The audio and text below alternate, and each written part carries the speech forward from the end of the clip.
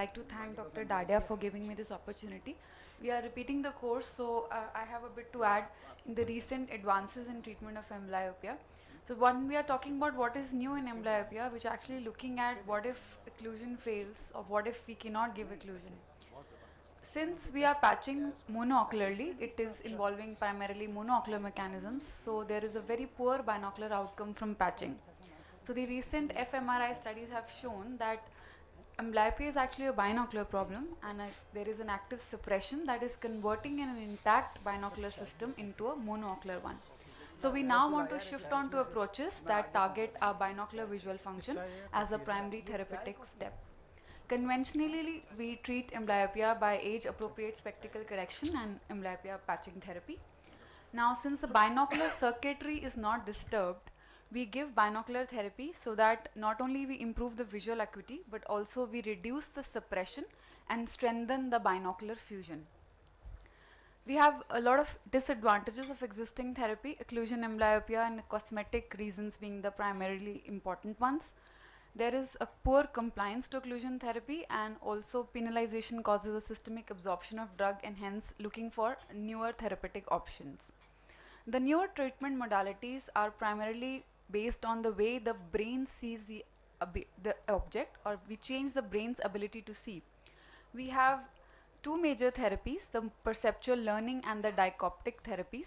They are based on softwares developed with 3D gaming modalities.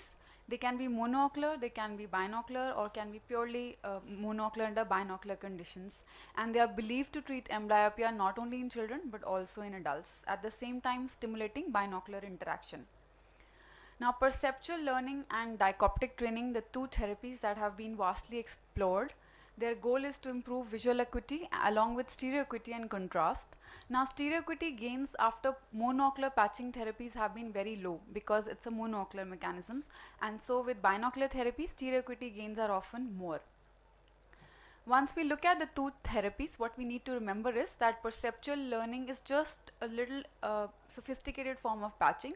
It primarily involves monocular viewing conditions, and a number of visual tasks are given to the eye. So there can be a number of tasks which stimulate the neural networks. The principle behind these tasks is that practice makes us perfect. So you keep on giving a patient the same task over and over and over again. It stimulates the neural mechanism and hence leads to a stimulation of binocular cells. Dichoptic treatment, on the other hand, gives an independent stimulus to each eye, but it's a truly binocular task. The two eyes see the same object but at different contrast levels.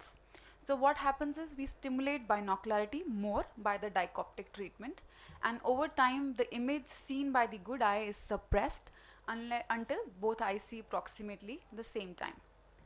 These therapies seem very fancy, but I would like to put some disclaimers to these therapies. These improvement might be task dependent depending on which gaming therapy you are giving the patient, what modality you are using. It might be difficult to generalize the benefit to all types of amblyopia. Perceptual learning tasks have largely been done only in laboratory settings. We do not have yet reported trials of home-based tasks. They are not yet published. Dichoptic therapy has been done largely in a lot of trials, Home et al. Being the major contributor to the dichoptic therapy trials. But these have a lot of varied population, and they were always given in children who had previous occlusion therapy or an atropine penalization.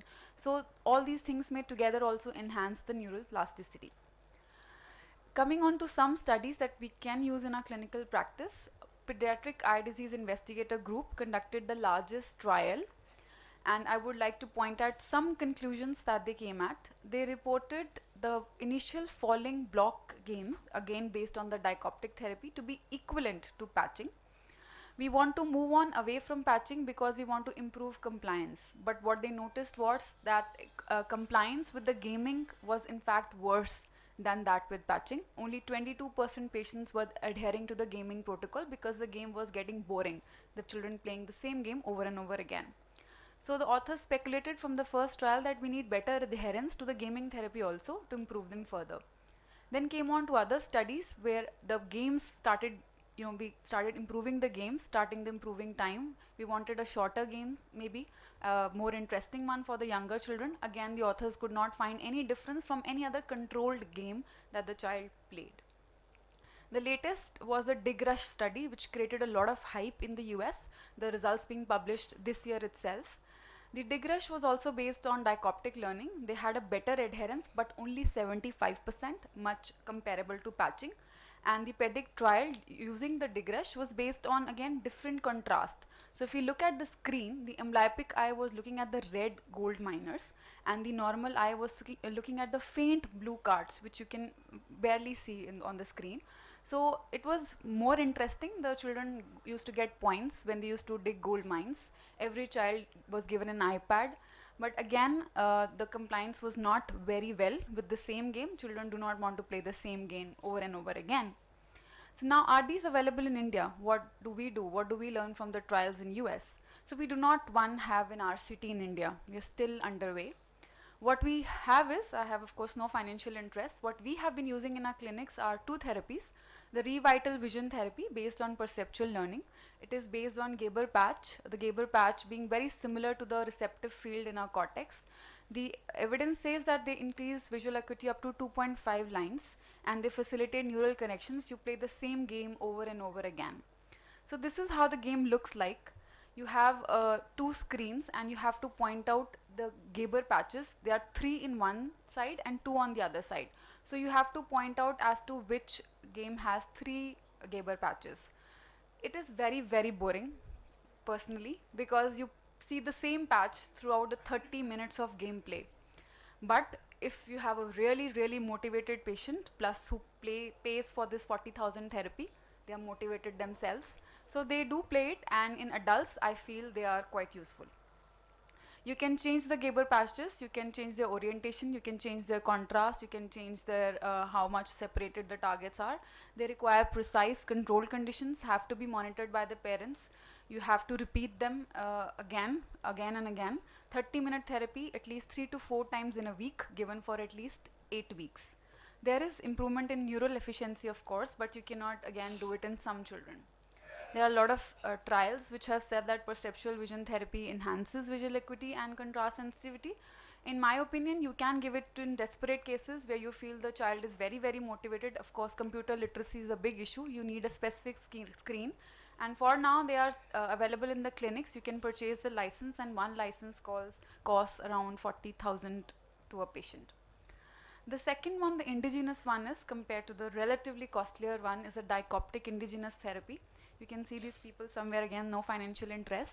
It's an indigenous software. It's a little more interesting to play because it's a patented Indian software, and you play the fusional exercises games, you play some shooting games, and you play some car racing games. So they are much more interesting.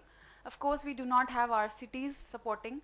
We have some reports in our Indian journals which say that this therapy is effective. In my opinion, I have started using it for some patients for improving fusional. You have this squint, maybe up to 8 prism diopters, and in cases of anisometropia, which anyways very well do with patching also.